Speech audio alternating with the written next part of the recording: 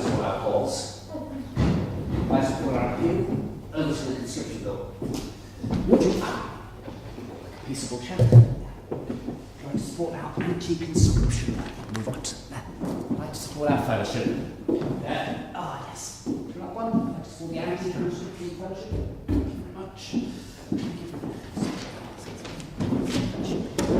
much. Would you like to support our anti-conscription fellowship?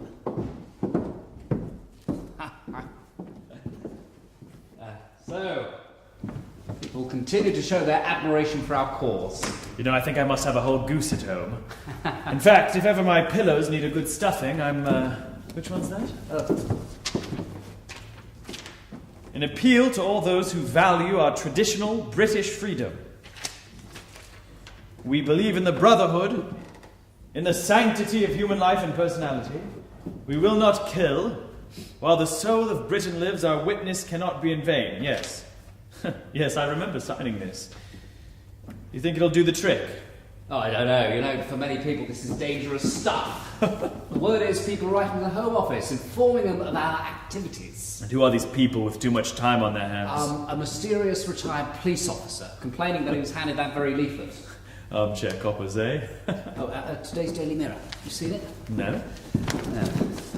Article mentioning the premises of the Independent Labour Party near Swansea, raided by the police on Saturday. Material confiscated. Any arrests? It's all rather murky.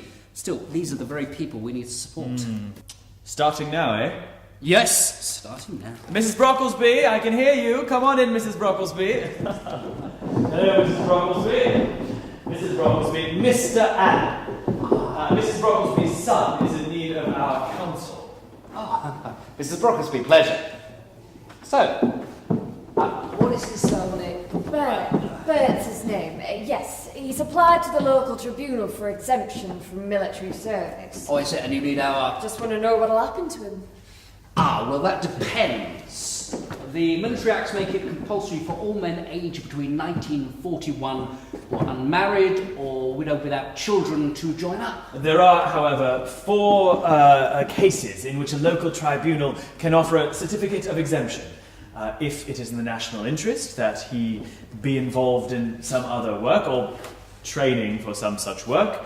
If hardship, serious hardship would ensue owing to exceptional financial or business obligations. Or domestic position. Ill health, infirmity, or... conscientious objection to the undertaking of combatant service. Yes. Well, the last one. He has a conscientious objection, you see. Not that I agree with him, mind. In fact, I go so far as to say I strongly disagree with him. I mean, we should support the war effort. There's lads dying, making the sacrifice. And who'd stop the un if we were all to just... But I've seen how families can be torn apart through such disagreements. I'm a Christian woman, Mr. Brockway, Mr. Allen, and I believe in live and let live. So I've decided to support him in his decision. Oh, that's very honourable of you, Mrs. Brocklesby. Tell me, does he reject all military work, or is he willing to undertake non-combatant service? No, none of that. He's what you might call an all-or-nothing sort of fella. Always has been. He sounds very brave to me. Or foolish. You know, it is likely that things have become more difficult for him. It isn't easy, the life of an absolutist. Can you tell us anything else about your son, Mrs. Brocklesby? Something that shows him in a favourable light. Well, he's a preacher, Methodist, always had a strong religious conviction, that's part of it, and always a sensitive lad. He's an artist, too. You might say he has a gift for it. Go on, any family? Well, he's not married, if that's what you... Engaged, though. Young Annie, lovely girl. And we're prepared to support him in his decision, Mr. Brocklesby and I. That's important. What does Mr. Brocklesby do? Man of many parts, just like our Bert. Justice of the Peace, chairman of the parish council, chairman of the War Fund Committee. I could go on. I meant for a living. Oh, he's a grocer. Pillar of the community, that's good. Mrs. Brocklesby, I'm not going to mince words with you. In all likelihood, your son will face scorn and humiliation. That's just the way the situation is, the national temperament. Most people don't favour our position. We are a minority. Yes, but your son sounds like he's made of the strong stuff. A man of principle and faith. That will hold him in good stead. So, the first thing we need to do is set up a meeting with him to prepare him for this tribunal. I suggest we do that as quickly as possible, Mrs. Brocklesby, and we'll be in touch shortly. Thank you, gentlemen. I must say, I feel a little easier now. Two of those gentlemen suggested, say, you'll work in a farm or something. They also said I should follow the dictates of my conscience. Stubborn you are. Always have been. I just don't understand why. Oh, you should. You, of all people, who brought me up to be a Christian and took me to church every Sunday, who told me that every word in the Bible is true. The word of God. What about your brothers? I taught them Bible too, didn't I? They haven't flinched from their duty. Harold's in the officer training corps. He's itching to join up as soon as he's old enough. And Georgie, well, naturally is not fit enough, but he still does his bit in recruiting office. But I'm not my brothers. My first duty is to God. And he gave us a set of commandments, didn't he? Thou shalt not kill. Remember that, mother. Don't you get on your sanctimonious high horse with me. And while we're on the subject, here's another one for you. Honour thy father and mother. I do! Really? Well, tell me, son, where's the honour in this? Shame, boy. Shame on all family. I mean, think of what you think he'll feel when people brand his son a coward. And what about me? Recruiting office right next door. How am I supposed to walk past that every day and hold my head up? Look, I don't want to hurt you. I just think that you and I have very different ideas on what is honourable and what is shameful. But... Would the next applicant step forward, please?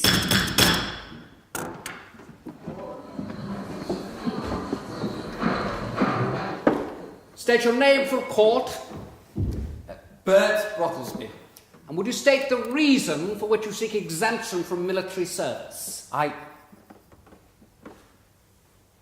I'm appealing for exemption from military service on conscientious grounds because war is incompatible with Christian principles, and therefore I cannot conscientiously take part in it. Tell me, Mr. Brocklesby, would your conscience prevent you from taking up arms in defence of yourself and those dearest to you? I'm not sure that's quite... Just answer the question. Would your conscience prevent you from taking up arms in defence of yourself and your loved ones? You mean my family? That's usually what is meant by loved ones, yes. I can't in all conscience... Speak up for the court, please. No! My conscience would dictate against it. It would be against my principles. Your Christian principles? That's right. I am a Christian. And would these principles prevent you from striking me back if I were to strike you? I'm sorry? Perfectly clear. If I were to strike you, right here, right now, in this courtroom, wherever, would you strike me back? No. According to my principles, I could do no such thing. Come, Mr. Brocklesby. Are you really telling me if I knocked your tooth out, you would knock out a couple of mine in retaliation? Mr. Clark, where is this leading? Your Honour, I am simply examining the applicant's rather unlikely claim that he would not resort to violence under any circumstance, not even self-defence. Okay, well, could you hurry up and get on with it, please? We do have other applicants to appraise before lunch, and, my wife's got a stew on. Your Honour. Mr. Brocklesby, straight answer then. I knock out your front teeth, you give me some back, eh? Or not? I would not strike you, sir. No. You would not strike me? No? No. What would you do? You turn the other cheek? Not necessarily. What would you do? Run away? Like a coward? I don't believe myself to be a coward. But all this, it's all hypothetical. Supposing you were in a corner, back to the wall, and 6 men were stood before you, with open sword or fixed bayonet. Would you not do something if you had, say, a revolver in your hand? The 6th commandment says, thou shalt not kill. I take that to mean it is better to be killed than to kill someone else. You just give up and die. Yes, and I'd be free of this miserable world. But all this, it's all hypothetical. Yes, can we please get on with it, Mr. Clark? Perhaps draw this line of questioning to its conclusion. Your Honour, I'm merely testing out the veracity of the applicant's claim. Well, test it a little quicker, can you? Certainly, Your Honour.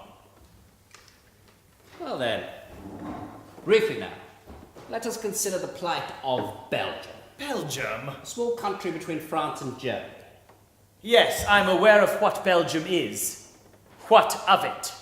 As many in this tribunal well know, 2 years ago, Belgium found itself breached by the full might of the German army. Countless atrocities were perpetrated against the civilian population. Let us consider then what would happen if a similar situation were to happen here. Say, Conisbrough Castle. Oh, no, we're not back there again, are Conisbrough Castle were to suffer a similar fate to plucky little Belgium. What, I wonder, would the applicant's reaction be? I couldn't rightly say. Well, but you're a man of wit and imagination, are you not? You can conjecture. As a man of the world, you can, what would you do if plucky little Belgium was invaded? Suppose that happened here. Are you really saying that your conscience would not allow you to strike down such an aggressor? I'm talking a purely defensive capacity. Defensive or otherwise, no man is justified in taking life. You would really stand by and see women and children cut to pieces and not raise a sword in opposition? Well, obviously, I would do my best to prevent anything like that from happening. But, as the case is merely hypothetical, who's to say there wouldn't be an opportunity of conducting them to safety, well in advance of any such outcome arising? To be clear then, you'd run away. I would run from harm's way. And was there a chance for those poor souls in Belgium to run away? Belgium was different. Oh, how so? In the case of Belgium, the menfolk went away and left the women to the tender mercies of the Germans. And you wouldn't do that?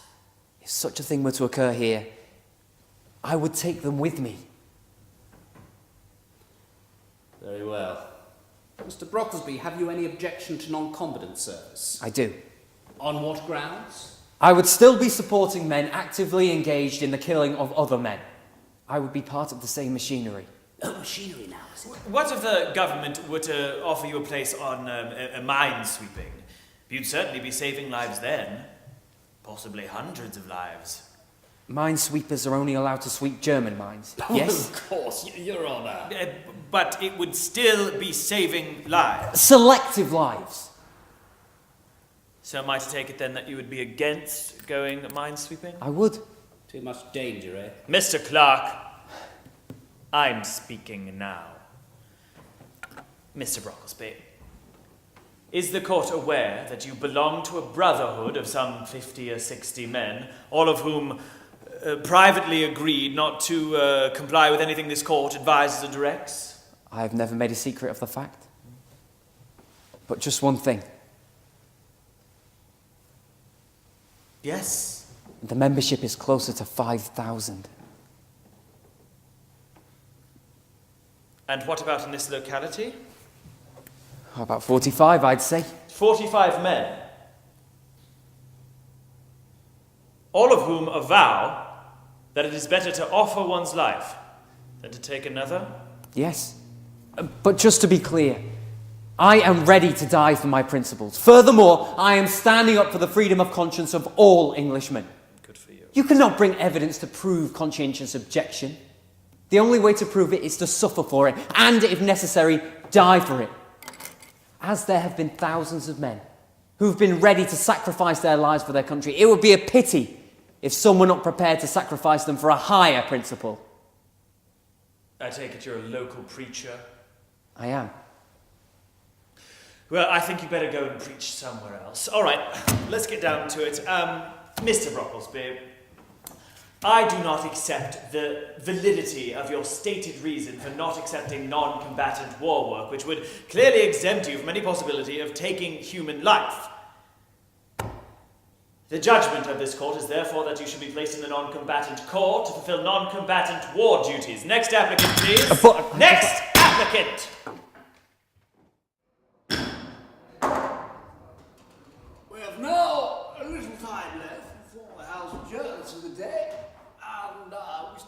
two motions before us.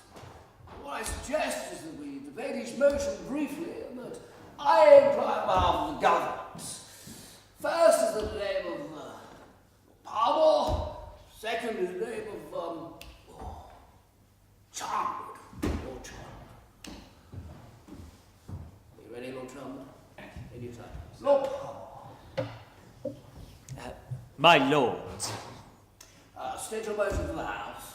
I would like the court or a commission to consider the case of conscientious objectors, subject to successive terms of imprisonment. At present, there are 1,300 conscientious objectors in prison. Of those, 2/3 are in prison for a second, third, fourth, or even fifth time. Mr. Long, the minister conducting the bill through the House of Commons, has said, and I quote, "Nobody in the government wants the horror of men who for conscience sake are prepared to face the consequences being thrown into jail for a long time. Now, however, the act which was intended to prevent this is operating in such a way as to bring this very situation about. The principle I therefore wish to invoke is that the punishment should fit the crime." Quite. Now, at present, when a man has undergone the terms of imprisonment under the civil power, he once more finds himself immediately under military power and is therefore subject to a fresh court, a military court. Now, I would argue that a man who, on the question of conscience, refuses to obey the mandate of his country is a civil offender and ought to be punished as such. This is war. Now, okay, I see there is a schism in the House on this point. So I would endeavour to offer an example of what happens in the current system as it now stands. Pardon me. Oh, fiddly. Mr. Stephen Hobhouse, arrested 4th February, taken to camp, put into khaki, court-martialed and imprisoned in Wormwood Scrubs. Now, in May of this year, after a second court-martial, Mr. Hobhouse has been returned to prison and since August has been detained in solitary confinement in Exeter Jail. Now, as to Mr. Hobhouse's condition, quite simply, he is ruined in mind and body. Despite this, and despite the fact that a medical examination has found him unfit for hard labour, he still is compelled to a routine of hard labour. But hard labour aside, I do not believe it is possible for anyone forced to endure the barbaric practices of solitary confinement to escape without some permanent detriment to mind and body. Therefore, I urge the House to consider the consequences on such individuals, particularly those individuals facing unrelenting and successive terms of imprisonment. Thank you, Lord Palmer. You may stand down. Lord Charmwood. Well, the previous speaker has presented an appeal for clemency that I find both indulgent and frankly unjustifiable. Ha! As it stands, this country is making great and terrible demands upon a large number of its citizens, and in every class of the community, those demands are being met with a cheerful devotion which need in no way seek to elicit any praise or approval from myself or any other member of this House. What I talk of, gentlemen, is duty.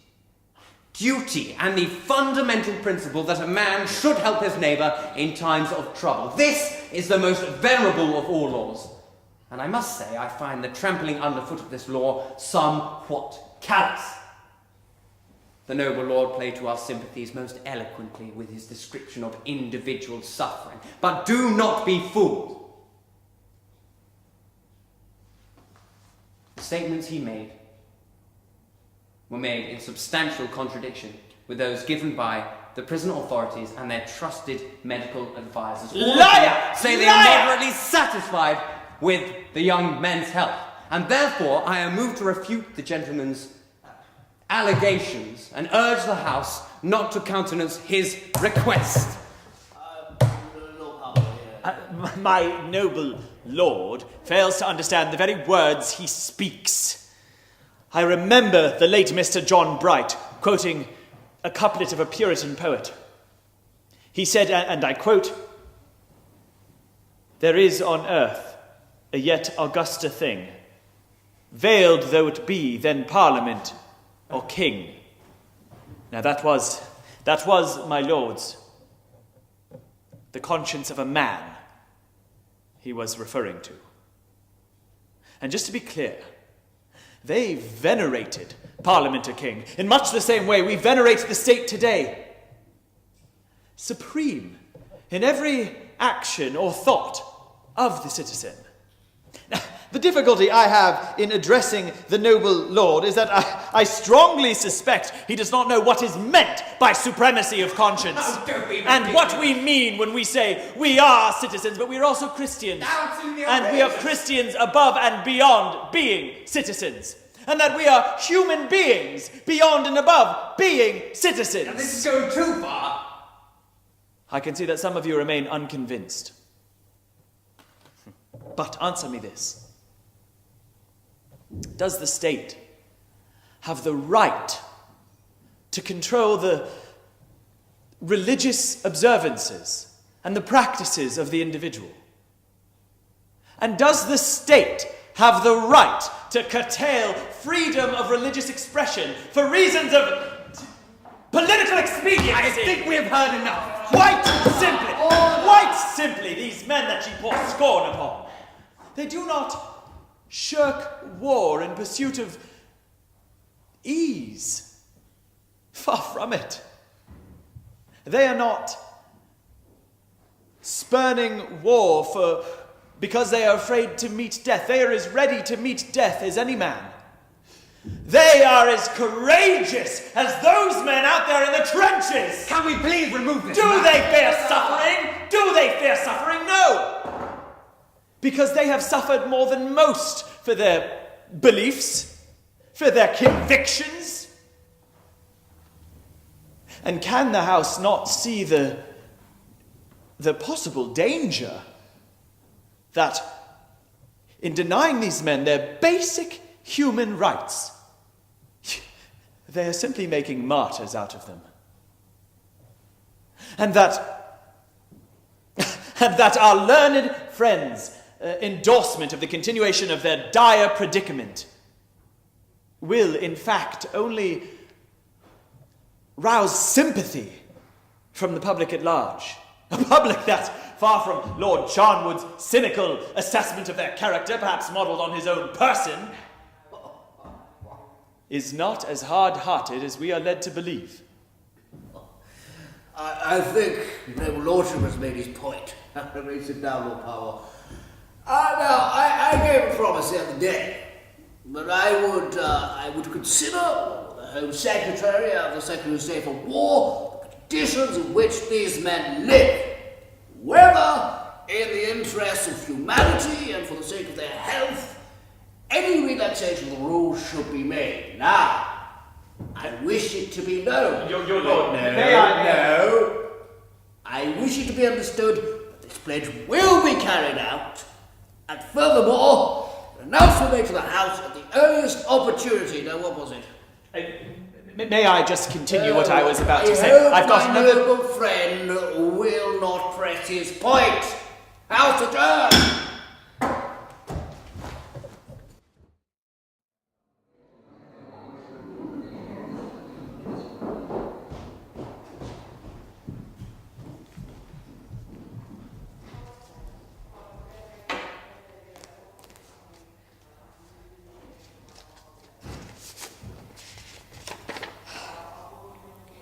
Dear Mother, I was taken first to Pontefract Barracks, and then Richmond Castle, along with 15 other objectors who all refused orders.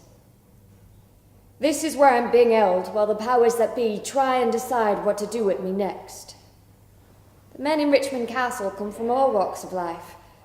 There's young Norman Gordy, an up-and-coming footballer who plays for Sunderland.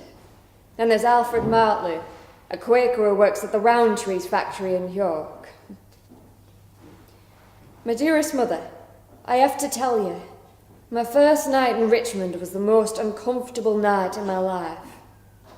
The cell sleeps about 15, and there are 5 broad shelves hinged to the wall, each accommodating 3 men. The men who couldn't get on a shelf slept on the floor.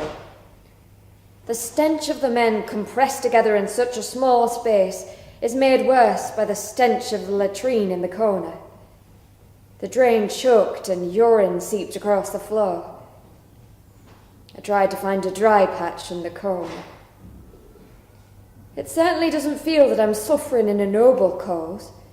I know these inconveniences are paltry compared to the suffering millions are forced to endure in this cursed war. But for a man from a comfortable home, conditions are bad enough. We were given 2 blankets, one for cover and one for mattress. I've no pillow. For that I use my teacher's Bible, which for many years has given light and strength, and now holds me head up in more ways than one. When I say stand to attention, you stand. Up. I said up! Up! I didn't mean... Shut up! Shut up. I'm speaking now. This ain't your show no more, pal. No audience here, just me. And I'm very particular. Look at you. You're a bleeding disgrace. Our countrymen are out there, on the front, dying. And you're in here, all safe and cozy like. It's pitiful. You go ahead, boy. You just disobey our orders. You see where that gets you, okay? We tame lions here! And you also tame lambs. You are. You trying to be funny now, Conchi? Come here. Guide me. Today, I have to confess, I deliberately antagonized the guard so that he'd put me in solitary confinement. He couldn't understand why I wished, according to army ideas, to step up my punishment, as he put it. But in this little cell, I can feel the peace of heaven, away from the smell of urine and small talk. I thank God and feel more at peace than any time since August 1914.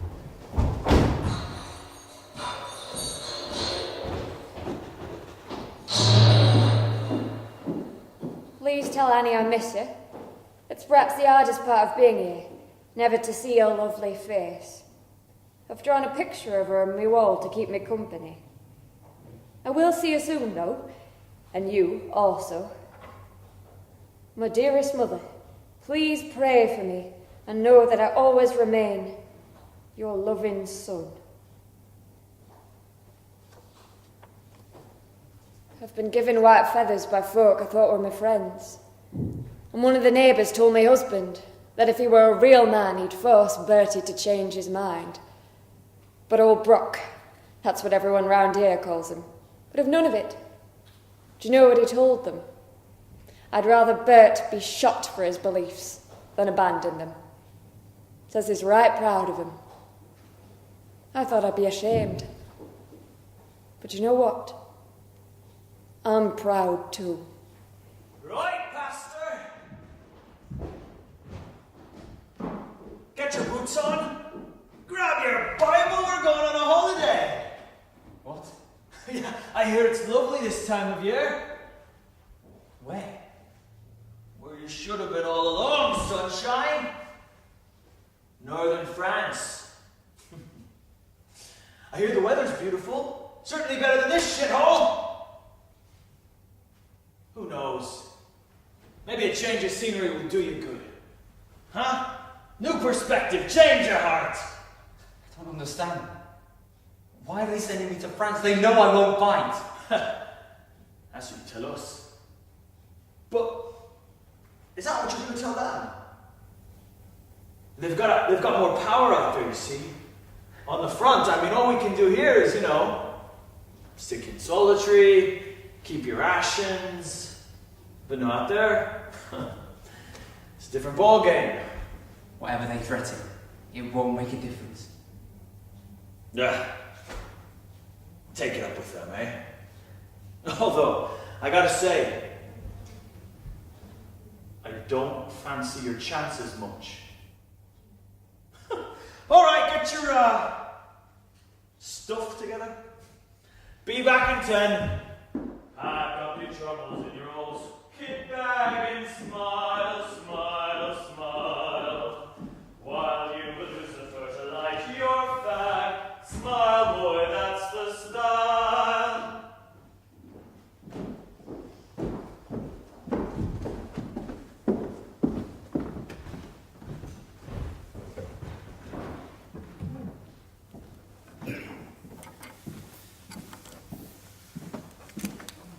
Corporal, would you please tell the court why the prisoner is here?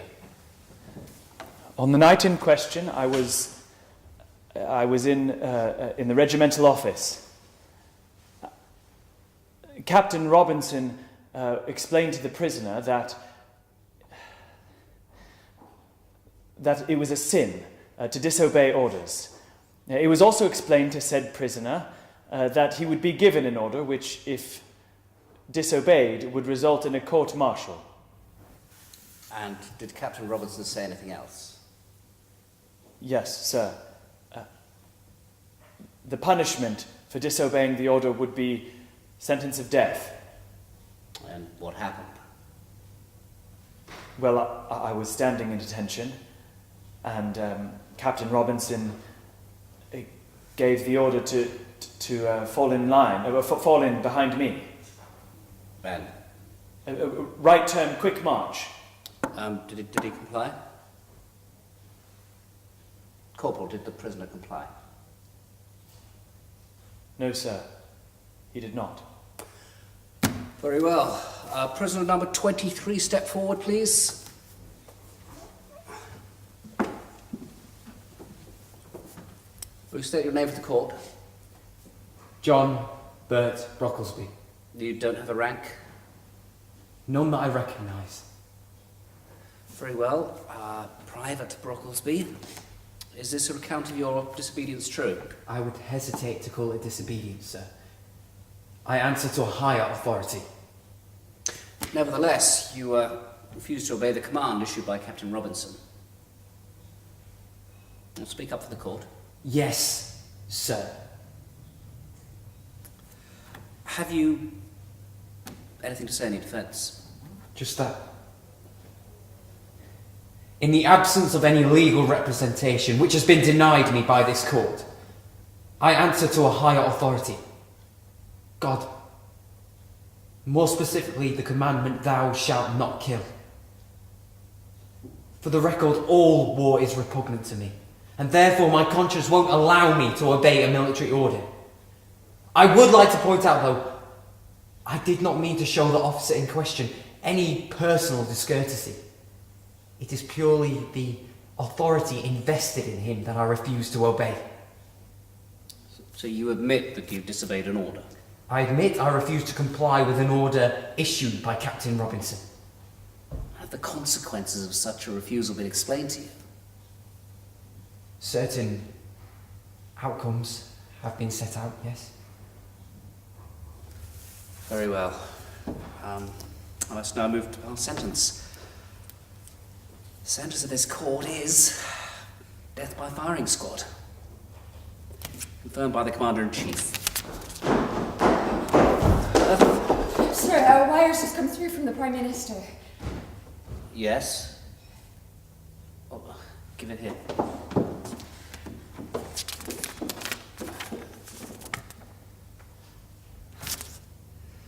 When did you receive this? Just now, sir. Most irregular. On the orders of the Prime Minister, this sentence is hereby commuted to 10 years penal servitude. Court adjourned.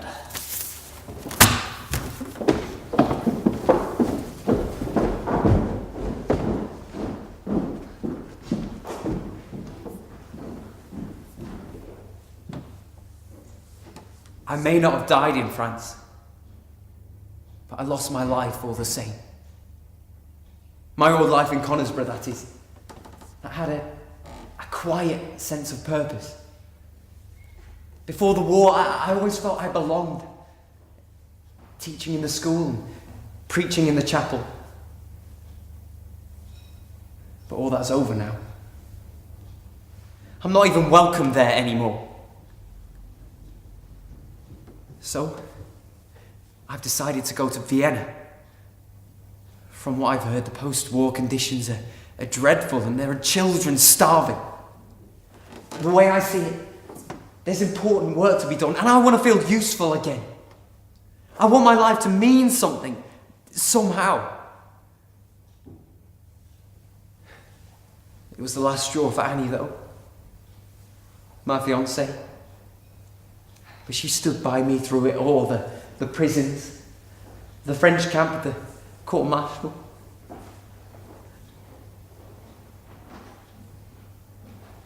She said she wanted an ordinary life.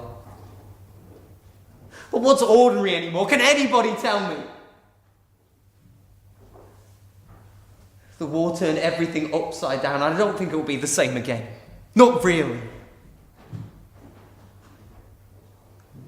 Still, all you can do is hope. Hope and pray. That's all I know. Where there's life, there's hope. Guide me, O thou great Redeemer, pilgrim through this barren land. I am weak, but thou art mighty. Hold me with thy powerful hand. Bread of heaven, feed me now and evermore, evermore. Feed me now and evermore.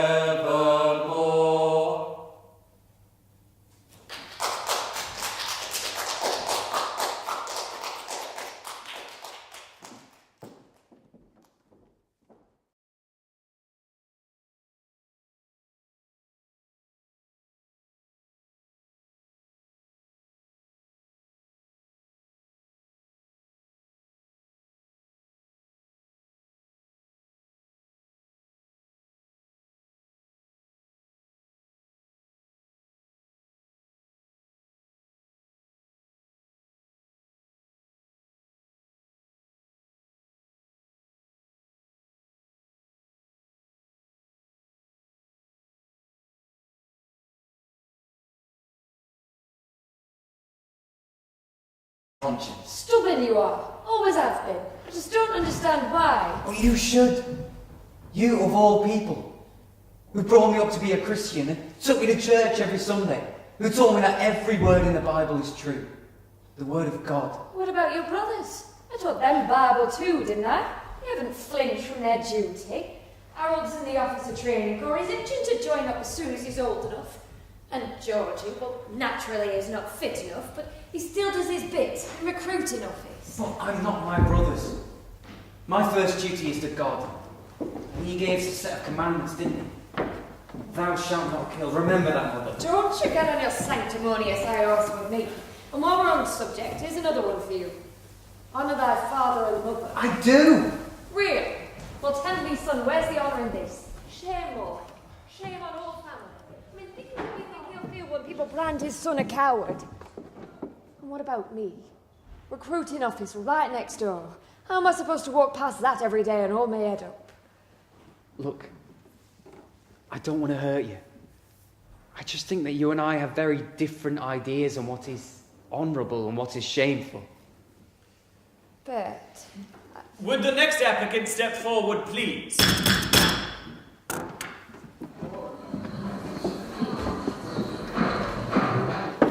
State your name for court. Bert Brocklesby. And would you state the reason for which you seek exemption from military service? I'm appealing for exemption from military service on conscientious grounds because war is incompatible with Christian principles, and therefore I cannot conscientiously take part in it. Tell me, Mr. Brocklesby, would your conscience prevent you from taking up arms in defence of yourself and those dearest to you? I'm not sure that's quite... Just answer the question. Would your conscience prevent you from taking up arms in defence of yourself and your loved ones? You mean my family? That's usually what is meant by loved ones, yes. I can't in all conscience... Speak up for the court, please. No. My conscience would dictate against it. It would be against my principles. Your Christian principles? That's right. I am a Christian. And would these principles prevent you from striking me back if I were to strike you? I'm sorry? Perfectly clear. If I were to strike you, right here, right now, in this courtroom, wherever, would you strike me back? No. According to my principles, I could do no such thing. Come, Mr. Brocklesby. Are you really telling me if I knocked your tooth out, you would knock out a couple of mine in retaliation?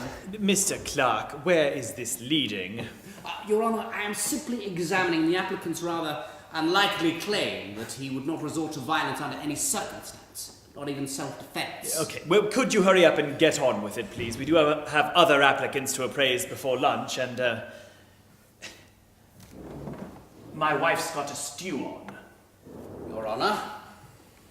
Mr. Brocklesby, straight answer then. I knock out your front teeth, you give me some back, eh? Or not? I would not strike you, sir. No. You would not strike me? No? No. What would you do? You turn the other cheek? Not necessarily. What would you do? Run away? Like a coward? I don't believe myself to be a coward. But all this, it's all hypothetical. Supposing...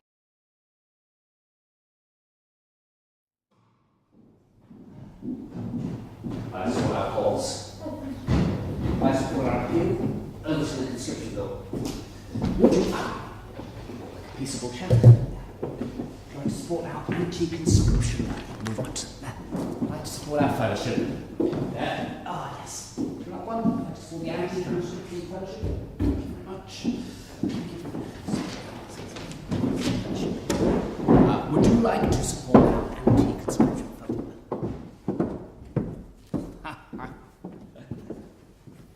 So, people continue to show their admiration for our cause. You know, I think I must have a whole goose at home. In fact, if ever my pillows need a good stuffing, I'm, which one's that? An appeal to all those who value our traditional British freedom. We believe in the brotherhood, in the sanctity of human life and personality. We will not kill. While the soul of Britain lives, our witness cannot be in vain. Yes. Yes, I remember signing this. You think it'll do the trick? Oh, I don't know. You know, for many people, this is dangerous stuff. The word is people writing to the Home Office, informing them of our activities. And who are these people with too much time on their hands? A mysterious retired police officer, complaining that he was handed that very leaflet. Armchair coppers, eh? Today's Daily Mirror. You seen it? No. No. Article mentioning the premises of the Independent Labour Party near Swansea, raided by the police on Saturday. Material confiscated. Any arrests? It's all rather murky. Still, these are the very people we need to support. Starting now, eh? Yes, starting now. Mrs. Brocklesby, I can hear you. Come on in, Mrs. Brocklesby. Hello, Mrs. Brocklesby. Mrs. Brocklesby, Mr. Allen. Mrs. Brocklesby's son is in need of our counsel. Mrs. Brocklesby, pleasure. So, what is his name? Bert. Bert's his name. Yes, he's applied to the local tribunal for exemption from military service. Oh, is it? And you need our... Just want to know what'll happen to him. Ah, well, that depends. The military acts make it compulsory for all men aged between 19 and 41 who are unmarried or widowed without children to join up. There are, however, 4 cases in which a local tribunal can offer a certificate of exemption. If it is in the national interest that he be involved in some other work or training for some such work, if hardship, serious hardship would ensue owing to exceptional financial or business obligations, Or domestic position. Ill health, infirmity, or Conscientious objection to the undertaking of combatant service. Yes. Well, the last one. He has a conscientious objection, you see. Not that I agree with him, mind. In fact, I go so far as to say I strongly disagree with him. I mean, we should support the war effort. There's lads dying, making the sacrifice. And who'd stop the un if we were all to just... But I've seen how families can be torn apart through such disagreements. I'm a Christian woman, Mr. Brockway, Mr. Allen, and I believe in live and let live. So I've decided to support him in his decision. Oh, that's very honourable of you, Mrs. Brocklesby. Tell me, does he reject all military work, or is he willing to undertake non-combatant service? No, none of that. He's what you might call an all-or-nothing sort of fella. Always has been. He sounds very brave to me. Or foolish. You know, it is likely that things have become more difficult for him. It isn't easy, the life of an absolutist. Can you tell us anything else about your son, Mrs. Brocklesby? Something that shows him in a favourable light. Well, he's a preacher, Methodist, always had a strong religious conviction, that's part of it, and always a sensitive lad. He's an artist, too. You might say he has a gift for it. Go on, any family? Well, he's not married, if that's what you... Engaged, though. Young Annie, lovely girl. And we're prepared to support him in his decision, Mr. Brocklesby and I. That's important. What does Mr. Brocklesby do? Man of many parts, just like our Bert. Justice of the Peace, chairman of the parish council, chairman of the War Fund Committee. I could go on. I meant for a living. Oh, he's a grocer. Pillar of the community, that's good. Mrs. Brocklesby, I'm not going to mince words with you. In all likelihood, your son will face scorn and humiliation. That's just the way the situation is, the national temperament. Most people don't favour our position. We are a minority. Yes, but your son sounds like he's made of the strong stuff. A man of principle and faith. That will hold him in good stead. So, the first thing we need to do is set up a meeting with him to prepare him for this tribunal. I suggest we do that as quickly as possible, Mrs. Brocklesby. We'll be in touch shortly. Thank you, gentlemen. I must say, I feel a little easier now. Two of those gentlemen suggested say old work on a farm or something.